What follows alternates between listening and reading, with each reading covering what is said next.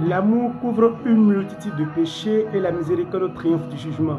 La parole de Dieu nous a dit tous ces deux propos.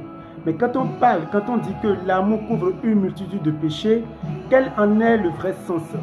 Parce que la perfection est liée à l'amour. C'est l'amour qui mène à la perfection. La parole de Dieu nous déclare que si quelqu'un m'aime, il gardera ma parole. Donc garder la parole de Dieu, cela signifie aimer Dieu. Donc quiconque aime Dieu doit pouvoir maintenant respecter et doit pouvoir maintenant être en règle avec les commandements de Dieu. Et c'est en cela que l'amour couvre une multitude de péchés. C'est-à-dire que l'amour annule, l'amour efface, l'amour révoque une multitude de péchés et même les sentences du péché. C'est en cela que l'amour couvre une multitude de péchés. Donc, si quelqu'un dit, donc normalement pour finir avec le péché, pour avoir la victoire sur le péché, nous devons chercher l'amour de Christ. Nous devons chercher à intégrer l'amour de Jésus. Celui qui intègre l'amour de Jésus, qui peut effectivement, qui peut complètement vraiment finir avec le péché. La perfection, c'est dans l'amour. Et c'est dans l'amour qu'il y a la perfection.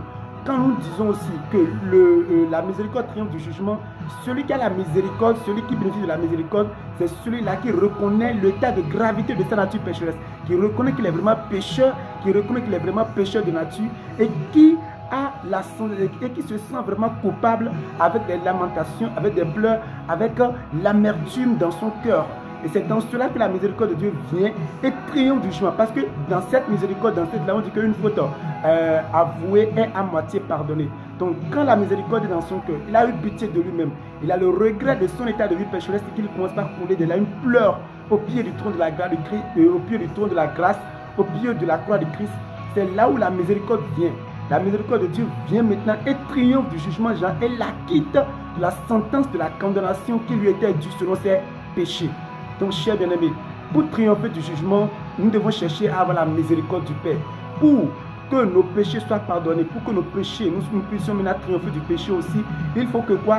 Que nous intégrions l'amour de Dieu, le cœur de Dieu, la relation, l'intimité qu'il doit y avoir entre nous et notre Dieu. Et c'est là où nous avons la victoire sur le péché, au point où tous nos péchés sont couverts par l'amour de Christ. Et si l'amour n'est pas réciproque, lui nous a aimés. Et si nous ne l'aimons pas en retour, nos péchés ne peuvent être couverts. Donc c'est lorsque nous aimons Christ en retour que nos péchés peuvent véritablement être couverts par son amour. Et là on parle de l'amour réciproque qui est bénéfique pour l'un et l'autre. Et c'est là que nos péchés peuvent être véritablement couverts par l'amour de Christ, c'est-à-dire par son sang, et nous aurons la victoire sur le péché pour hériter le royaume de Dieu.